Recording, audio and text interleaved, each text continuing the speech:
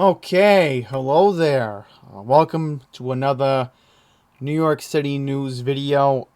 We got a lot to talk about today. I found out that there's been something interesting that we need to discuss with the subways, not only with the crime, but apparently there have been some permanent cuts made to the C and the F lines that I need to bring up that are going to be permanent from what I read from the Daily News. Um, Folks, I'm just going to be completely honest. We're on our own the next, I would say, 2 weeks trying to get our news because you know how the media is fascinated with the impeachment trial. And again, thanks to Pine Power LI again. I can't thank him more enough for covering the news in Long Island lately because I'm pretty scared for my viewers in Long Island right now. I mean, they're really dealing with a very bad stretch of crime that's been going on for a year. I mean, I don't know how you folks in Long Island put it up. I mean, even I understand why my friends are ignoring it, but like the people in Long Island that really want to get involved, like Pine Power and maybe other people. I mean, I don't know how you guys put up with it in Long Island. I'll just quickly mention it here, but we're going through a rough stretch here in the city too.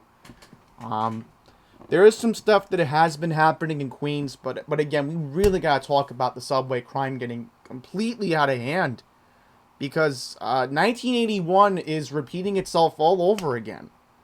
You know, they say 1981 was the most violent year in New York City history. Um, I'm really worried 2021 could be a repeat of that 40 years later. I really am worried. It's only February. I understand that we're not even midway through the first quarter of this year, but yet, wow, how much stuff has been going on in the subways lately. And then, not to mention, the crime in Manhattan's getting out of hand too. Again, thank goodness I found out about AM New York, because if I didn't get another source to find out this stuff, I don't know what else is there to say right now. But we'll get into that. I do want to get into some good news that New York One did cover, and everybody else is covering it since this is a big deal. But let's take a look and see if any crime is even on the front page. Well, they did bring it up and in the papers today, but still, New York One really needs to spend more time on this. I mean, all they're covering, and again, I noticed this, when I watched the newscast a couple weeks ago when I was at the dentist in Bayside. They're talking too much about politics like News 12 Long Island is. It really bothers me. I mean, look, politics, okay, public safety. I mean, look at this. Where's the subway crime? Where's the subway crime? Yeah, I might as well get into this story too, because that's a big deal. And at least they talked about the busway. In fact, hang on, and the Courier even bring up the busway. We'll get into that as well. Queens Courier busway. I want to Google it for a sec. See what comes up. Okay. Flushing busway. Let's see if anybody else brought it up. Okay, here we go. I might as well read from the from the Eagle. I'd rather trust it from there. See, the Eagle is another good source. I'm not gonna make the video that long, but okay. I don't even want to get into anything else. So let's just get into the good news with the arenas opening up. So if you didn't hear the good news, do apologize. I meant to click on this one. We'll get into that one after. Okay, so the good news today, during his briefing in Albany, Governor Cuomo today announced that following will happen.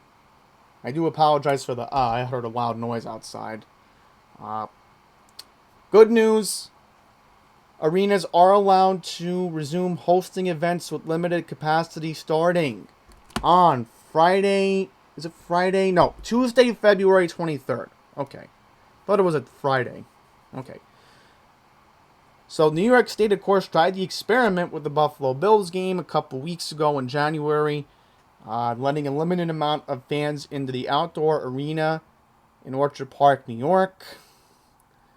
So, the good news is, the governor said at his briefing on Wednesday, any large stadium or arena, hockey, basketball, football, soccer, baseball, music shows, performances, any large arena can open on Tuesday, February 23rd.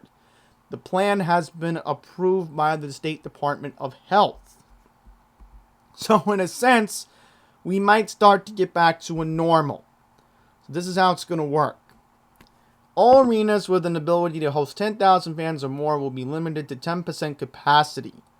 So I know for a fact that right now, Madison Square Garden, Barclays Center, and Nassau Coliseum have all announced that they are going to only hold 2,000 fans in limited capacity. So that is the good news.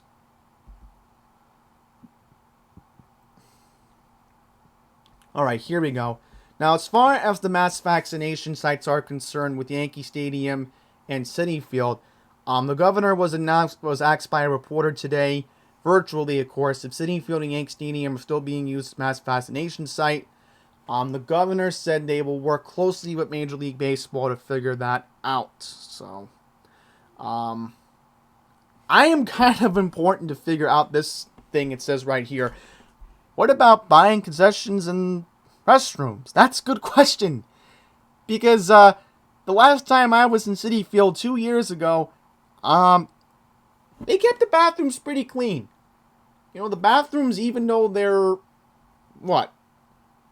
12 years old, they still look modern.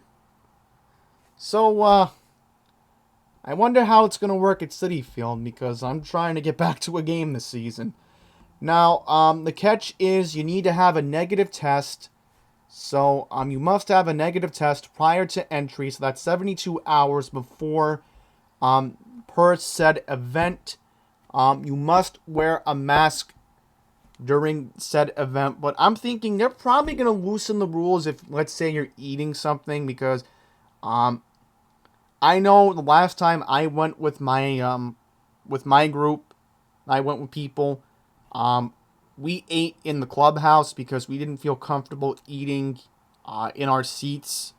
So I'm hoping that will be the case where the clubhouses will be open and we can grab food and then eat safely. And then when it's time to put our masks back on, you know, we'll feel safe doing it. But I know when I'm going back to Citi Field, I'm not going alone. Because believe me, why would I want to do that right now with COVID and then not having a party of people that I feel comfortable with? You know, I'm gonna have a plan if, you know, I am going back. But this is good news. This is good news. Some sense of normalcy is starting to come back. I just want to note something important with transit. If you did not hear, the Long Island Railroad on the Port Washington branch is accompanying people for their vaccines at Citi Field. So the site did open today on February 10th. Today is the 10th, and I got the date right for a change. Okay. So, if you did not hear, the MTA made an announcement that they were going to accompany people going to Citi Field for vaccines.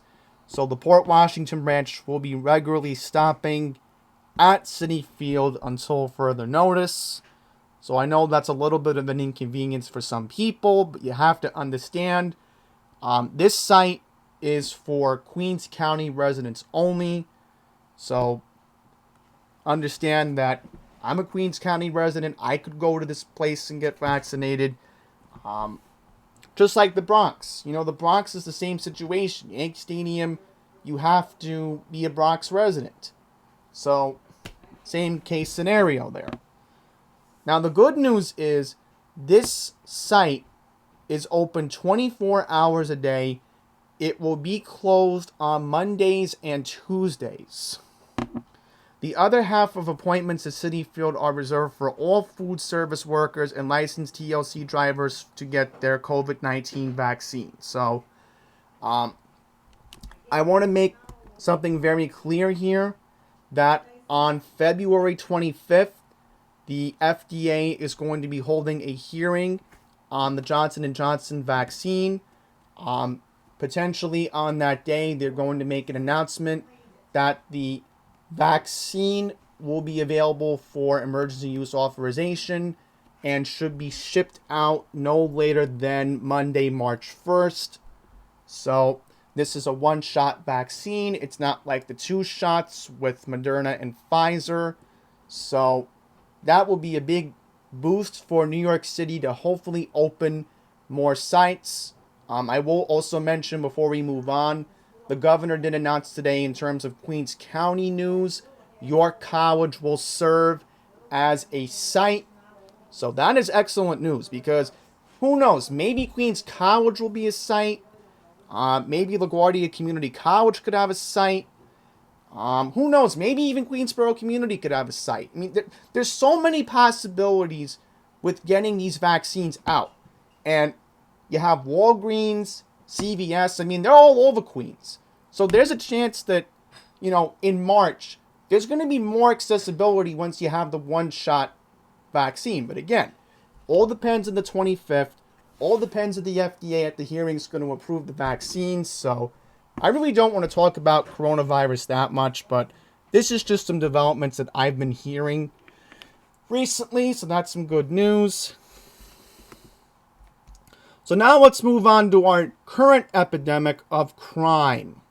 So again, the crime is out of control again in Long Island and in New York City as well.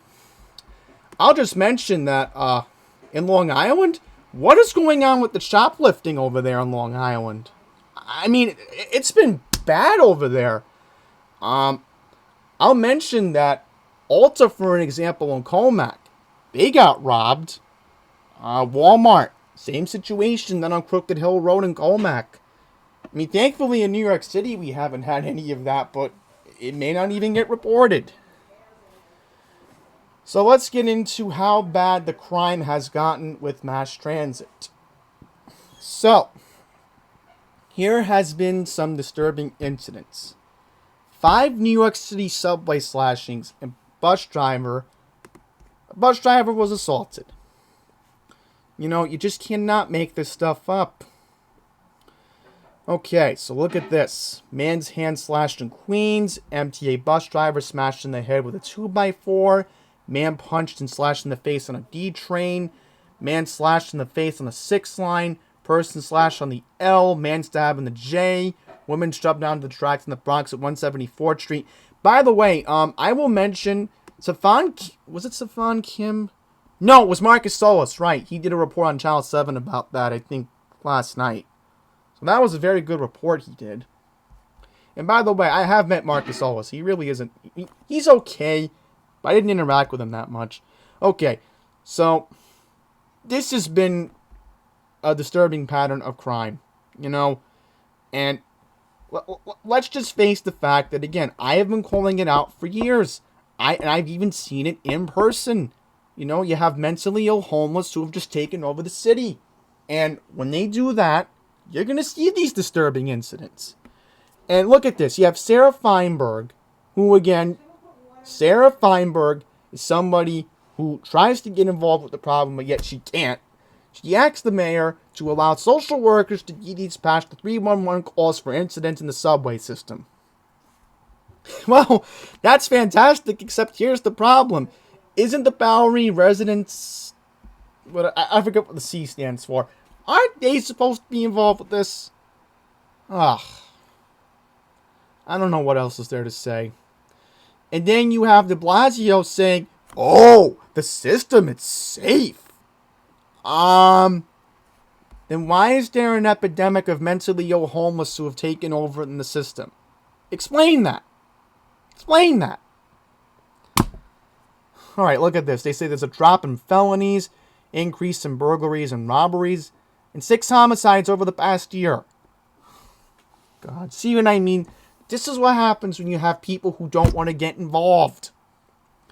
And then it says there's been a 70% drop in ridership during this pandemic. You could thank yours truly for that because I haven't been on the system in a year. And then look at this. 62% dip in arrest. That's the problem. In the old Giuliani days, the arrest went up. And that's why we felt safer. So, they really got to uptick the arrest.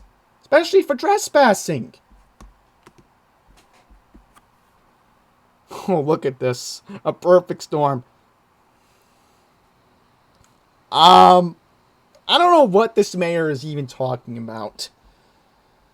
Look at this. Okay, here's something disturbing. MTA bus driver got assaulted 277 Remsen Avenue in Brooklyn at 10 a.m. yesterday. The driver got into a dispute with the passenger who spit on him and ran off the bus. So, we know that's a felony because you're not supposed to assault an MTA worker, but the guy may get away with it. So, Wallace NYC. Whoa! So let me see what this says here. Let me see if I'm reading this correctly. The driver chased the suspect who turned and smashed him with a 2x4, leaving him with a gash to his head, and then sent the driver to Kings County Hospital. Yep, and then here's the one that Marcus Solis covered the other night on Channel 7. Subway shove took place 2 hours earlier when a 54-year-old Bronx woman was pushed onto the elevator tracks at the 174th Street station in the West Farm section of the Bronx. The victim was taken to St. Barnabas Hospital, where she was listed in stable condition.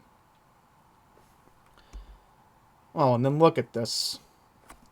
Sunday night attack at Washington Square Park. The victim got into a dispute with another man at the West 4th Street, Washington Square station in Manhattan at 7 p.m. aboard a D train. In a newly reported assault, a 33-year-old man had both his hands slashed by a stranger who made inappropriate comments to his friend 10:30 a.m. Sunday at the Suffolk Boulevard Archer Avenue station in Queens. Oh man, I really do feel bad for Andy Q in Jamaica. I mean, ugh. And by the way, I want to thank Andy for going over there a lot recently, because there have been so many other disturbing things he's been trying to tell everybody in that area.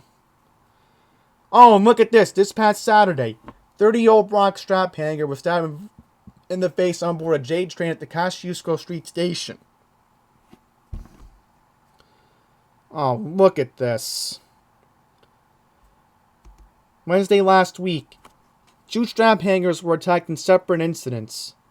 Yeah, we already know about the L train one. Oh, and then look at this. 1010 Winds brought this up. One victim, 22, was slashed in the face after telling another passenger on the 6th line to turn down his music at Grand Central Terminal. Oh. So, again, this is what you get. And again, folks, we really have to take this ranked choice voting very seriously in June, because a lot of people don't understand how serious this ranked choice voting is going to be in the primary. Okay, let me see what this one is about, because then I'm going to look up something disturbing I found out in Glen Oaks. Ha! De Blasio offers a non-answer. You know, this is what I mean with this mayor. This mayor is in his own la-la land.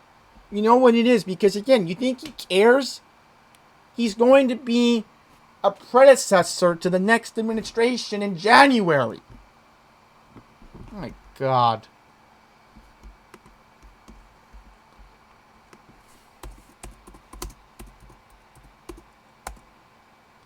I want to see if I can get it correct here.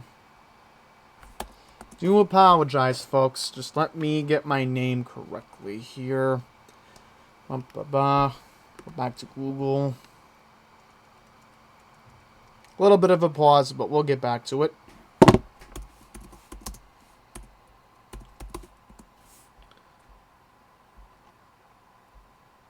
we go.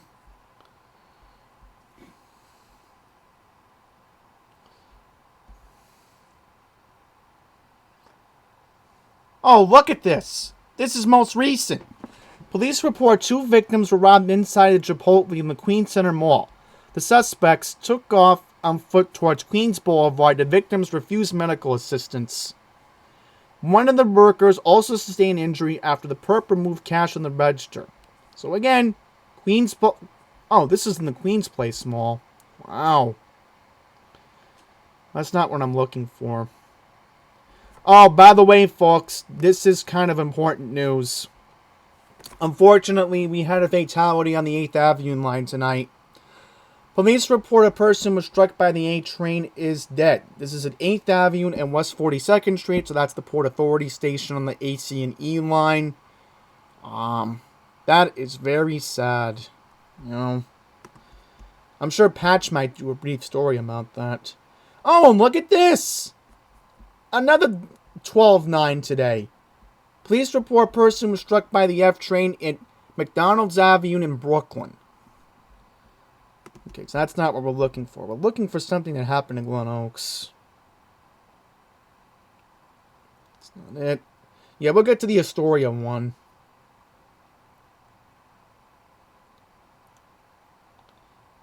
That's not it. Do apologize. We're going to find it. Here we go. Now, look how disturbing this is.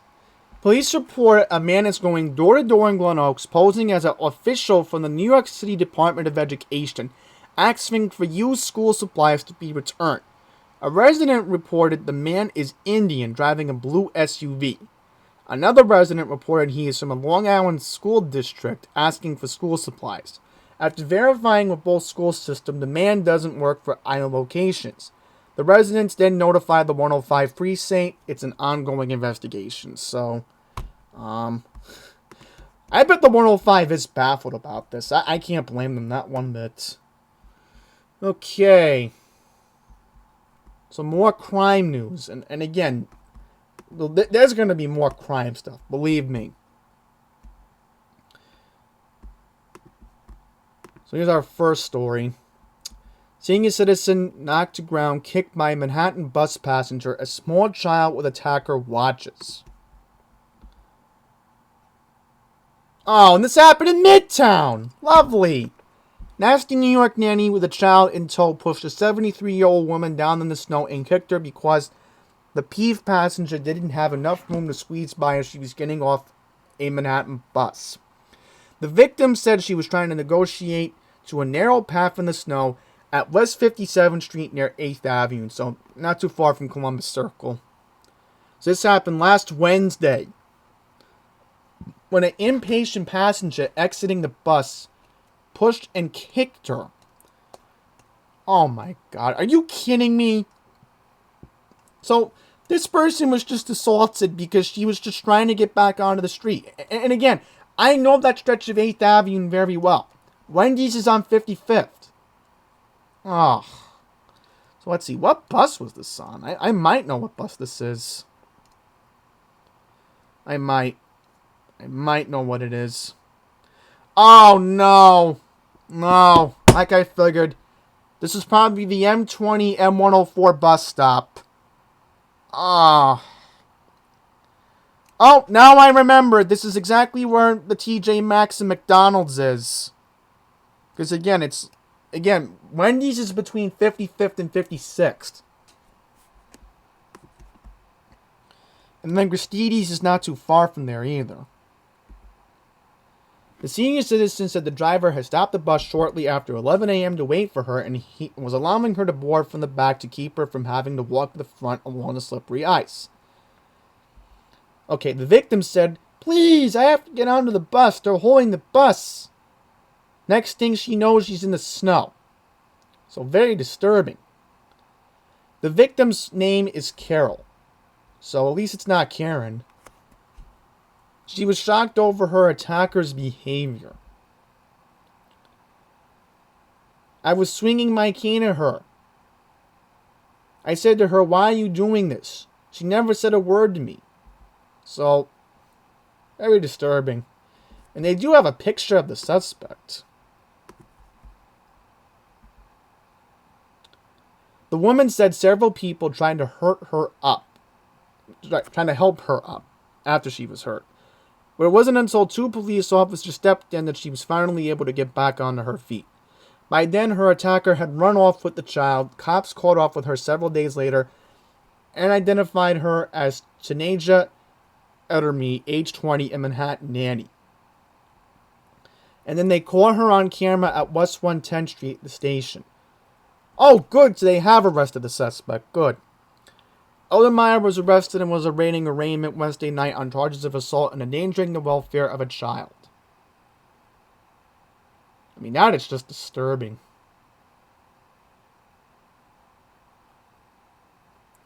Wow, so the victim said she had 13 orthopedic surgeries and suffers from arthritis.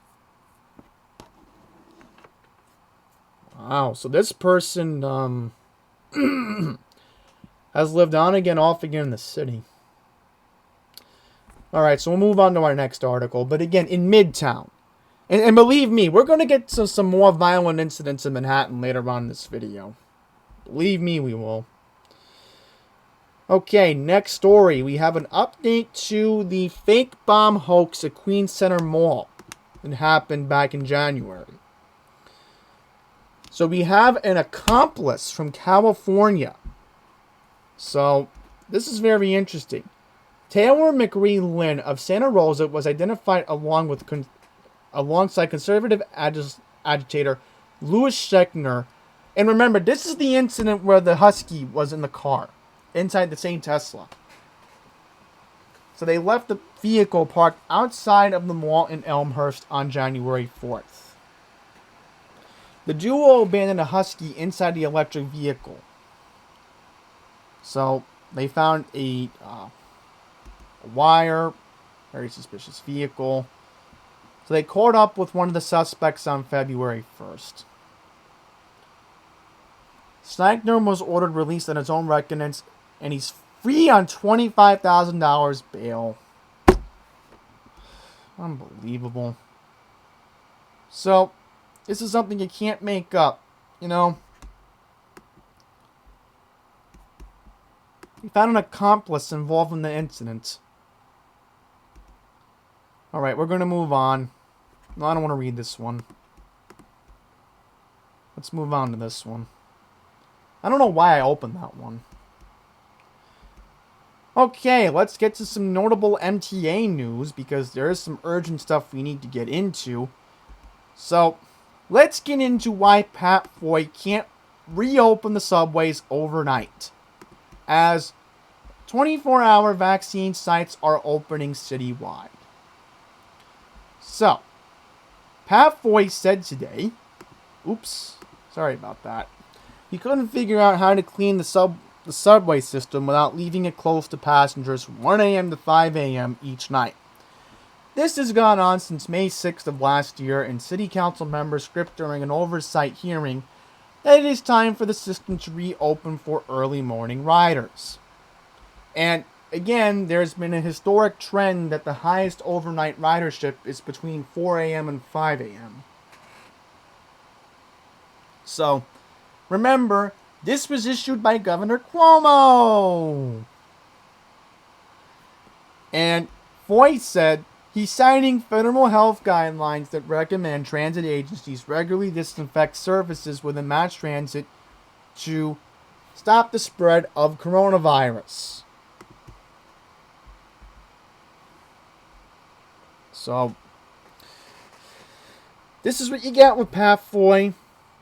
The feds really got to make up their mind sooner or later to tell Governor Cuomo that how are you supposed to get people vaccinated? You know, they really should change this when you have a vaccine, more vaccines available. Because again, you have Johnson & Johnson hopefully coming in March. Alright, so let's get into this. This is way more urgent than Pat Foy rambling. Service cuts on the C and F subway lines to be made permanent. Let's see where this is going to be impacted. Alright, so they are short on train crews. Here we go.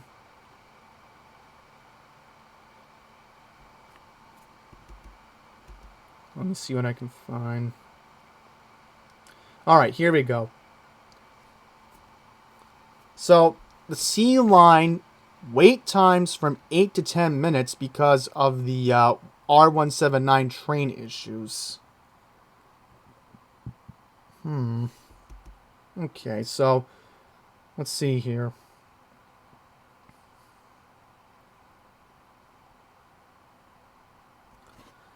So, let's see here. Service on the C and the F were reduced nearly a year ago during the time we were running essential service and never brought them back to full service due to very low ridership, said spokesman Kevin Levitt. Overall subway ridership is still down 70% from pre-pandemic levels, and we're still dealing with the COVID-19 crisis and its impact to the workforce and the budget. Right, so there's not that many people that can, make big changes on the C and the F. So these stations aren't being skipped. Just longer wait times. Man, Daily News is really going to fix their website. Really. Okay, let's get into more news. So we have an assault in Cypress Hills we need to get into. Andrew Garris, a 26-year-old man who lived in an apartment in Ozone Park, died on January 28th as a result of his injuries on an assault 11 days earlier in Cypress Hills, Brooklyn. On January 17th at 5:10 a.m., cops responded to a 911 call of a man assaulted at the corner of Pitkin and Atkins Avenue in Cypress Hills within the confines of the 75th precinct. When cops arrived, they found Garris with head trauma. Garris originally refused medical attention, but eventually he was brought to Brookdale Hospital via EMS. On January 28th, Garris died due to injuries received in the assault, and his death has been ruled a homicide. No arrests have been made, and the investigation is ongoing.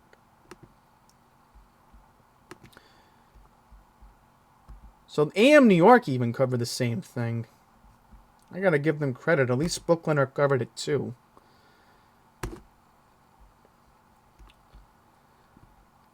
Now, I will give the media credit. At least they spent a lot of time on this. There was a huge manhole explosion in Astoria. Okay, so here's what happened. This happened on Tuesday afternoon, causing 3 buildings to be evacuated after firefighters detected elevated levels of carbon monoxide. The fire began at 3 p.m. near the intersection of Broadway and 31st Street, shook nearby buildings, and sent large plumes of smoke into the air. So we do have videos, but I'll see if I can get them on. Let's see. I'll mute it because I don't want to get a DMCA. But again, you could see here, this is disturbing. I mean, this is Broadway. This is Broadway in Astoria. Wow. Just wow.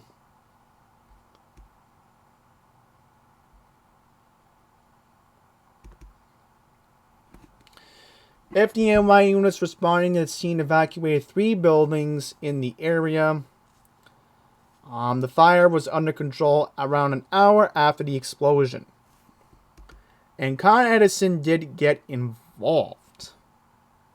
Good news is there were no reported power outages in the area. And no injuries were reported. So that's some good news at least. Look at this.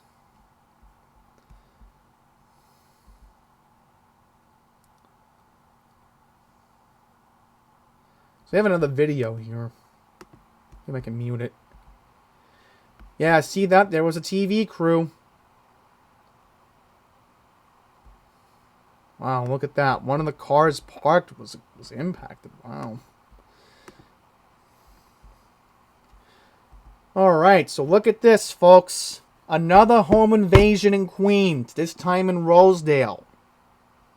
So this happened last weekend. Oh, really, QNS? You had to make an epic fail. It was Saturday last week. My goodness.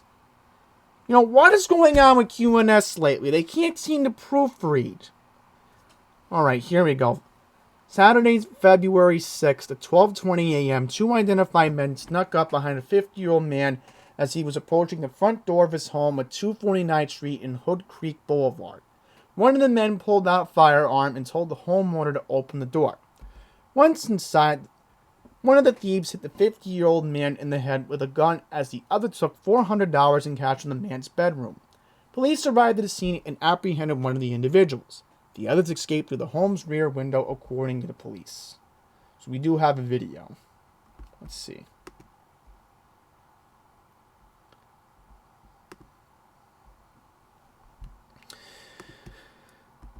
All right, here we go. Anybody has information, call Crime Stoppers at 800-577-TIPS, 8477. In Español, 888-577-7482. Lista. Public can also submit their tips on Crime Stoppers website at www.nypdcrimestoppers.com or on Twitter at NYPDTips. All tips can be remaining anonymous.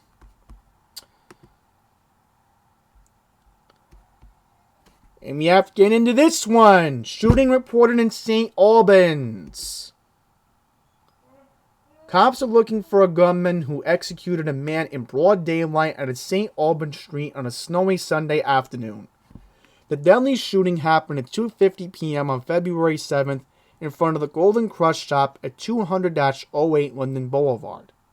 According to law enforcement sources, the shooter approached a 37-year-old male named Tyrone Jones at Brickenhorst Avenue, a nearby resident, as he sat inside a Jeep Grand Cherokee with Florida plates. Authorities said the killer fired multiple shots, striking Jones numerous times in the head before fleeing. Officers from the 113th Precinct and EMS units responded to the scene. Jones, unfortunately, was pronounced dead at the location. Numerous spent shell casings were found on the snowy ground. Nearby residents expressed shock over the shooting. So, very sad that this happened in St. Albans, but again, the lamestream did not cover this.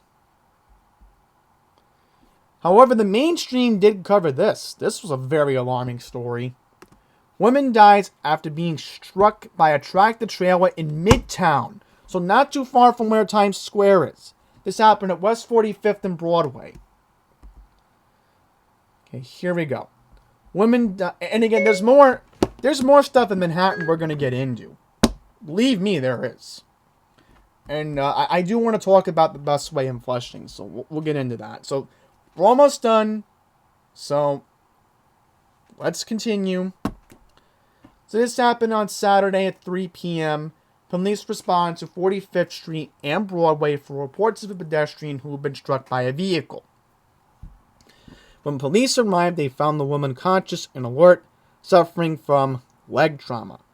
The victim was taken to Bellevue Hospital in critical condition.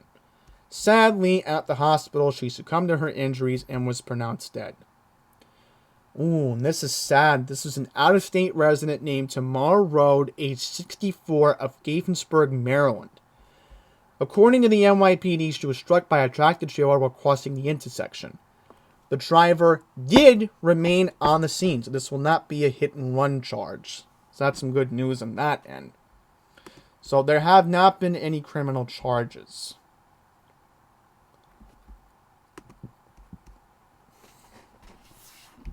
So, let's get into some very, very disturbing incidents that have been going on in Manhattan, according to AM New York. So this happened in the, this happened in Midtown. Ugh. This happened last month on January 2nd. Zoom in here. So, this is a 43-year-old delivery man. He was making a delivery on 7th Avenue and West 54th Street at 2:45 a.m. As shown in the footage, the suspect smacked the victim against a wrought iron gate. Seconds later, one of the brutes took a swing, throwing a right fist against the delivery man's face. So, we do have a video of the incident right here. So again, a lot of disturbing incidents happening in Midtown. My goodness, that's definitely a good hook right there. Unfortunately, law enforcement sources said the two thieves punched and kicked the delivery worker about the body and then forcibly removed his cell phone and a wallet containing $300 in cash. So, the pair took off in an unknown direction. The incident was reported to the Midtown North Precinct. Police did not provide physical description of the perpetrators. In the footage, one crook wore a black hat, a white surgical mask, a red jacket, tan trousers. The accomplice was wearing a gray hooded sweatshirt, a white surgical mask, a black jacket, and black pants. So I'll just put AM New York on a different tab to wrap this up later on. Street attacker in West Village scalds man with hot liquid. Detectives need the public's help in finding the assailant who scalded a 46-year-old man with hot liquid during an attack in the West Village last month. This happened on January 16th at 11:40 a.m. This happened in front of a business on West 14th Street near 5th Avenue. So, unfortunately, this happened in the West Village. Law enforcement sources said the assailant approached the victim from behind, knocked him to the ground. The suspect then threw a cup of hot liquid on the man and ran away southbound on 5th Avenue towards West 14th Street. Officers from the 6th Precinct responded to the incident. The victim was treated at Lenox Health Greenwich Village Hospital for burns to his arm. Again, the media just doesn't seem to understand how disturbing this is. And then look at this. East Village. Alright, here we go. Authorities say at 12:42 p.m. on January 13th, a 29-year-old man was standing in the vicinity of 1st Avenue and East 3rd Street when he was approached by a group of unknown individuals. The group proceeded to punch the victim multiple times throughout his body.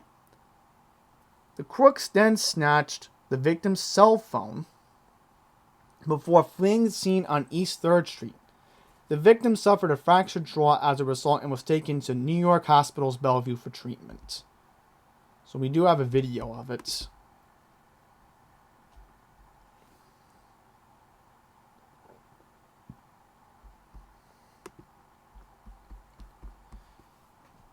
Yep. And again, this is why I have to keep doing these videos. Because the media just doesn't seem to understand how serious this is. This is a real epidemic. Oh, and then look at this story. Bronx woman found dead on bed with head wound. So this is our last crime story before we talk about the busway. Investigators are looking into the death of a 47-year-old woman who was found with head trauma in a Bronx apartment. This happened on Monday, right? Yeah, okay, happened on the 8th. Officers from the 46th Precinct made the gruesome discovery while conducting a wellness check in the victim's home on Wicks Avenue near the Grand Concourse in Mount Hope. Police sources said the check was requested by a social worker who knew the victim. Moments after entering the apartment, the officers found the woman unconscious and unresponsive, lying face down on the bed with a head wound. Responding EMS units pronounced the woman dead at the scene. Police withheld her identity pending family notification. The victim's body was transferred to the medical examiner's office for an autopsy to determine the cause of death. No arrests have been made. Ongoing investigation. Okay, and lastly, if you did not hear the important news, the downtown Flushing Main Street busway is open. Well, it's been open now for a month, but let's get into, let's just go into the specifics. So, this busway is between Northern Boulevard and Sanford Avenue on Main Street. It is supposed to reduce congestion and allow buses to travel the route unpeded. Vehicles to turn onto the section of Main Street will be permitted to travel 1 block before making the first available turn. The pilot phase of the project will last 1 year. So, this is similar to what the bus lanes are like on 14th Street in Manhattan and J Street in Brooklyn. So, this will be very interesting. See how this will end up. I just wanted to quickly mention it because Channel 7, that was Stefan Kim's story, right? He did a good job covering it. Alright, so that's going to wrap it up. That's all I can do for this video, but folks, again, just look out for your surroundings. Stay safe out there because, again, this has really become just like the Joker. You know, this is just like the Joker, where crime is out of hand. You have to fend for yourself, it sounds like. It really has become like that around New York City lately. And again, for my viewers in Long Island, all I can say is just keep watching Pine Power LI's videos because, again, I also pray for my viewers in Long Island because I don't know what's going on with the crime over there either. And for my viewers in New York City, just stay safe. So until the next one, please take care.